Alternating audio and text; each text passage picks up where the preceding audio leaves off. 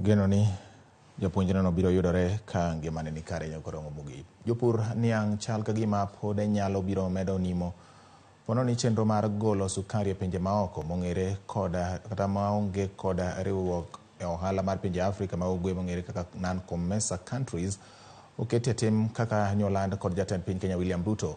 Wach makama obiro bang' duol ma ochung' ne rango weche mag pur kod chiemo mano Agricultural and Food Authority chungo kuom dweche 6 wach kayo niang' kapok oikore magiwacho ni ema osebedo kathiro dongruok mag kembe mag rego sukari. Kata kamano jatend piny to oseyo jopur ewi wach dok piny kembego ka jagoro maduong' mar jotich kambi mar rego sukari Francis Wangara okoni midhiero ma okwako sekta mar sukari kata mar rego sukari emomiyo dok piny mag sukari nitie pacho ka.